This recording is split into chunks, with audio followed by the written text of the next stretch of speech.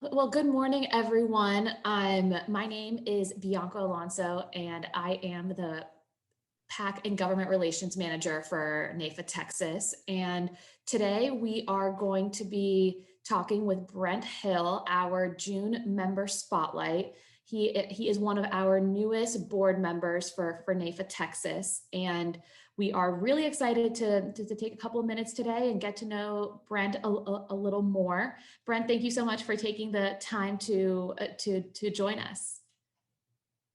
Well, thank you for having me. You're very welcome. Yeah, absolutely. So again, we're looking forward to learning more about you. So let's just dive right into it. So Brent, tell us a little bit about yourself. Where did you grow up? Where'd you go to school? How did you find NAIFA, or did NAIFA find you? Well, I was born and raised in Amarillo, Texas, where I still live. Even though it seems like I'm all over the place quite a bit, doing NAIFA work, doing work for my business, but went to, let's see, River Road High School and went to West Texas A&M University, used to be West Texas State. I got my bachelor's degree there. NAIFA really found me. He was actually my mentor in the business, Jack Knight. In fact, the office right across the hall from him, a NAIFA member since 1981 or two. And he had been after me for quite some time he said, why don't you come to this NAIFA meeting? Why don't you check out what we're about and what we do? He said, I think you'd really enjoy it and have a good impact on your career. Turns out he was right. So he reached out to me to get me to join NAIFA, and I've just hit the ground running since. Wow. Well, very nice. We all know the value that mentors bring to our professional careers, and it's great to hear that that your mentor kind of opened the NAIFA doors up for you. And so I guess the next thing that I'm wondering is, can you speak a little bit as to how you got started in this business? Well, it's a very humble and a very honest story. I started out like a lot of young advisors do, very small, very humble beginnings. I started out in a one-bedroom apartment using, the facilities there. I grew into a two-bedroom apartment after that. And then shortly after that, I moved into a commercial office. And honestly, I'm living the American dream. I'm an everyday American success story. I started out in very small, humble beginnings and just continue to build and grow and make the right decisions and develop the right relationships, which led me to where I'm at now. Very, very humble. I'm very thankful to be where I'm at. Yeah. And remind me, how long have you been a NAIFA member for? Well, I wish it were longer, to be quite honest, if I knew of all the positives that NAIFA was going to bring me. But to answer your question, I have been, let's see, June 1st will be my 5-year anniversary. Well, that's still a milestone. Happy almost 5-year NAIFA membership anniversary. That's very cool. And and this is actually a good segue into the next question that I have is, I guess, what were your expectations when you first joined, and were they met? And you're a director on the NAIFA-Texas Board of Directors. And you've done this in your first 5 years. What do you hope to accomplish in the next 5 years? I just threw a lot at you, but we're just very curious. That's a good question, and I'm glad you asked. It's a very fair question. When I joined NAIFA, honestly, I didn't know what to expect. I'm like, what in the world am I getting into? You've got a multitude of young advisors. You've got people that are heavy hitters, big time players in the business that, wield a lot of decision-making power, have a lot more experience than you. But they said one key thing that I think this is true, whether you've been a NAIFA member for 5 days or 5 years, is at some point you have to get involved. At the moment, I chose to get involved locally. At the chapter level, I was invited to participate on the board, serving on the finance committee and the budget committee and the membership committee and the YAC committee, which I still even do now in NAIFA Dallas. And I wear a lot of NAIFA hats. I don't want to get in all of them because this isn't what the call is about. But I would say for those people that have recently joined NAIFA or are considering to join NAIFA, go in with an open mind and an open heart. You know, don't go off what somebody told you that all blah, blah, blah. This is what experience I had, or blah, blah, blah. You know, they're all about this and this and this. Just go experience it for yourself. Yeah, yeah, absolutely. And NAIFA really has done an amazing job of reaching their members through a multitude of different events and CE, and there's just so much opportunity within the organization. And you had and before we started recording this call, you touched a little bit on congressional conference, and we're actually in the midst of the virtual congressional conference as we're recording this. So Brent, I'm going to kind of throw a little curveball at you. Would you mind speaking a little bit about your experience participating in congressional conference in person, and how has that experience and other advocacy type of events that you've participated in, how has that molded your NAIFA experience? Absolutely. I would say, other than the National P plus B conference, the NAIFA Congressional Conference has had the biggest impact on my personal career, and obviously with NAIFA. My first trip to DC was in May of 2018, before COVID, before the outbreak, before all this stuff, where you could go in person. And coming from Amarillo, Texas, there is quite the contrast between Washington, D.C. and Amarillo, Texas. So I didn't know what to expect. I mean, it is so busy, so jam-packed. You're in legislative meetings all day with your elected officials. You have a packet of information to go over, present them on key issues that are important to Main Street USA. And when you actually get to sit down face to face with either their office manager, office staff, congressional staff, or you actually sit down with the elected official themselves and say, hey, I'm Brent Hill with NAIFA-Texas. Here's what I'd like to talk to you about. And when you really dig deep into the issues about very pertinent insurance and financial issues that are at the forefront of facing everyday Americans in our country, and you bring that message back about, here's what we advocated for on your behalf. Here's what we said, hey, this is what we want.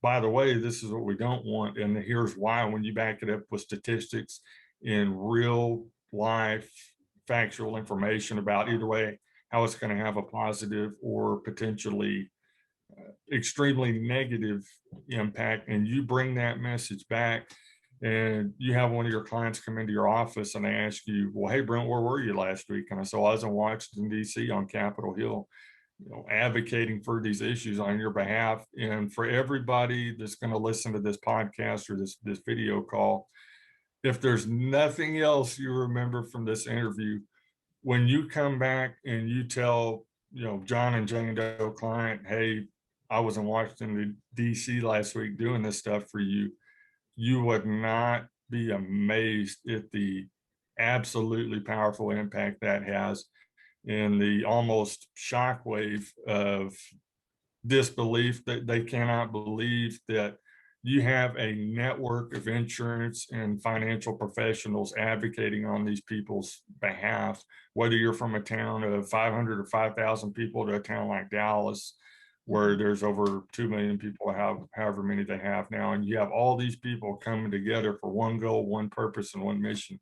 And that's to advocate for these issues that you bring back to Main Street USA. So, and I happened to get to go to the White House that year. So that was a lot of fun.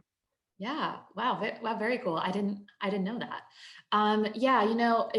So I came on with NAIFA-Texas in July of 2019. So just right after the 2019 congressional conference, and then COVID hit, and of course it got canceled. So I have yet to experience, a NAIFA congressional conference. And, I was born and raised in the Washington, D.C. area. So Capitol Hill is, I kind of feel like I mean, it was my backyard, but I haven't had a whole lot of experiences that have allowed me to go in the Capitol and actually meet with different lawmakers about issues that affect everyday Americans. So I certainly hope that hopefully, next year that, congressional conference happens in person, because frankly, I need to know what the hype is all about. But I, anyways, but moving on. So Brent, so far, what would you say is your fondest memory of NAIFA-Texas? And it can be something funny. People like funny. oh gosh, some of the stories are so funny. I don't know if I can tell those on camera if I'm being recorded in front of a live audience, but I will say, oh gosh, other than going to DC and participating in the congressional conference or going to P+B, I've been to San Antonio, Orlando. I'll be to other ones in the future. But and then other than going to the White House, that was pretty neat. And yes, I did wear my cowboy boots to the White House, if anybody's Good. wondering. But I would think the most unique thing to me in my NAIFA experience is the personal and professional relationships I have developed with people from all the way out to the West Coast, all the way out to the East Coast.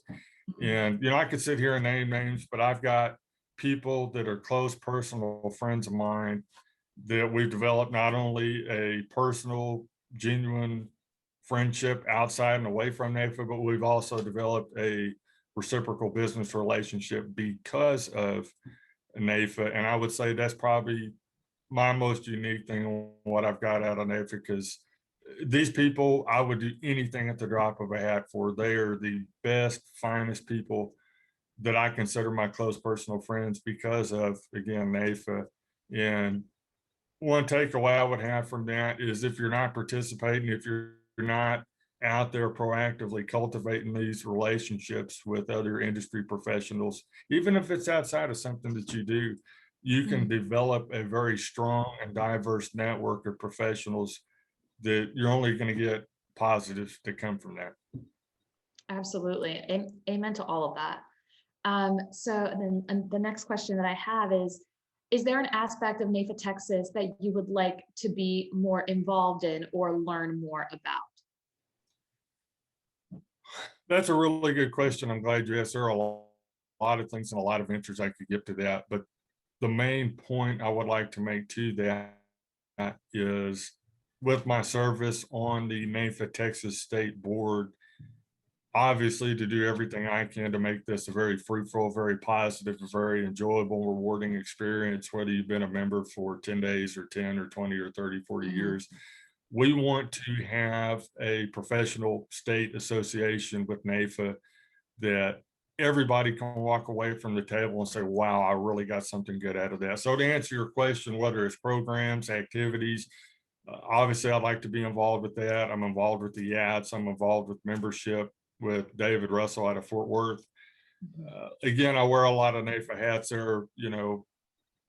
At this point, I can't even count all the NAIFA hats I've worn, but to be involved in the committees and departments where we can make the decisions to make those things happen, because we are under very challenging times, not only in our association, but in our insurance and financial climate. And if we can all come together for the common good of the member and the client, then that's what I would like to do most. Absolutely. And so I'm going to throw another little curveball at you. Okay. Can you talk a little bit about how the pandemic impacted how you normally do business with your clients? How did you pivot, still being able to service your clients in a more of a virtual / Zoom type of world? And now that we as a society are kind of starting to slowly transition into more of a normal life, whatever normal means anymore nowadays, have there been any practices that you picked up during the pandemic that you'll continue using post-pandemic? Absolutely, absolutely. And if I was to sit here and tell you that COVID-19 didn't have a negative impact on my business, I'd be lying to you. This had a very devastating impact, not only on the insurance and financial services industry, but the economy and businesses all over America. And the Yeah. one takeaway I would have from that is in my business, what I did, you know, 2020 was not a good year. I mean, let's be honest, it hurt a lot of people. Hmm. I have to be frank. But one thing, a lot of the things that changed for me is a big uptick in digital marketing and advertising, letting people know online and in social media that you're out there, that you're for them, that you can help them. And one thing I think that was really important, especially like let's say you work in the senior market, a big part of my book of business is in the senior market and life insurance and annuities. But one thing you have to be able to do, especially that this pandemic taught me, is your clients that are 55, 60 plus years of age, convincing them that, hey, it's okay for me to let me help you as an advisor online and over the phone.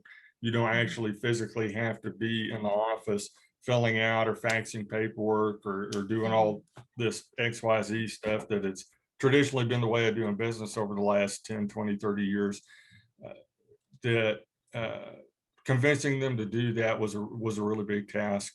When Yeah. you go away, you divert from a copy machine or a fax machine or what have you to doing everything digitally and online was really a huge impact.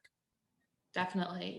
Yeah, it's been so interesting talking to our members and just hearing their stories about how, they had to really pivot the way that they would run their business because of the pandemic. And, and even yesterday during one of the sessions for congressional conference, someone said that, this industry, it's a face-to-face type of industry. Like that's how you best, I guess traditionally that's how that's the best way to service clients, being in person and shaking hands and doing all of that. And the pandemic really forced, you know, it forced a lot of people to, to take a step back, regroup and adapt to the challenging times that we were facing. So yeah, I mean, I always love hearing how our members, kind of just navigated that windy road. Yeah, And then, one thing I would like to add to that very briefly, if I may, and I apologize for ooh, interrupting, but ooh, if oh, one thing this one big time thing this pandemic has taught me is you need to update, improvise, and adapt your business plan. If you don't have a proactive method within your business plan to deal with and granted, COVID-19 was a big, big, big deal, mhm. but if you don't have a proactive means and a way to deal with this, then you're just shooting yourself in the foot. Absolutely. Yep. Could not agree more. Could not agree more. Now on to some more fun questions. So, Brent, when you are not working, where can someone find you? What do you do in your spare time? Oh gosh, let's see. I've got a lot of creature habits, a lot of fun things I like to do. I like to take my boat out. My nieces and nephews they're still young and still small enough. They still think I'm fun and cool. So I bought a big raft to throw them around and sling them off. And we like to fish on that. I like to listen to music, practice my guitar. I love to play golf, be outside, uh, spend time with family and friends whenever I can. I like to smoke a lot of stuff on my smoker. You'd be surprised how many friends you have when people know you smoke stuff. Everybody Yes. wants to come over and try it. Yes, exactly. That's okay though. yeah, yeah, that's always a great way to get people to gather. So you mentioned that you play guitar. What is your favorite song to play on the guitar? Hmm. My favorite song I have not learned yet, or at least not to a level where I want to put it out there on YouTube to see. So once I polish it up and practice it, I would say, oh gosh, man, I'd have to think. Uh, I could pick a multi. I'll tell you what. If I'm involved on a future podcast, I will get back to you on that one. Okay, fair.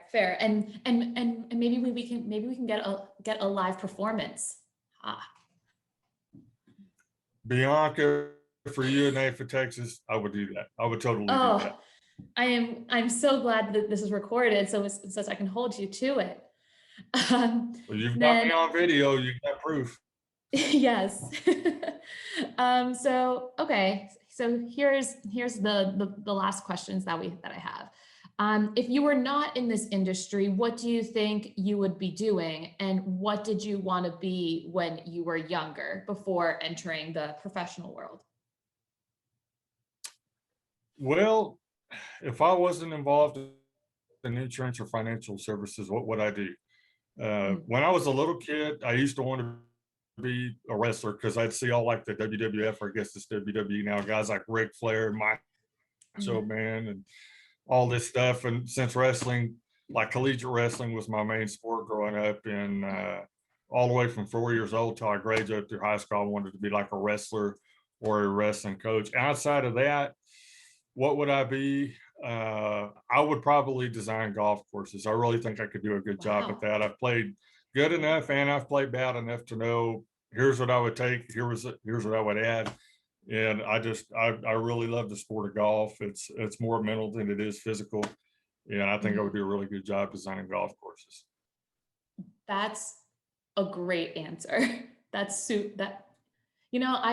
I don't think I ever really thought of that really being a job, but it absolutely is. I mean, golf is from the little that I know, it's such a universal sport, and it's something that anyone can pick up, and it really and it's also a great sport to take up to travel and see the different golf courses all over the US and beyond, and all of that. So I love that answer. I approve. Thank you very much. Well, of course. Well, yeah. Well, so Brent, thank you so much for this conversation. We really appreciate your commitment, and are so grateful to have you as a member of NAIFA-Texas. You have been a great addition to our board of directors, and it's always a treat to feature one of our own on these member spotlights.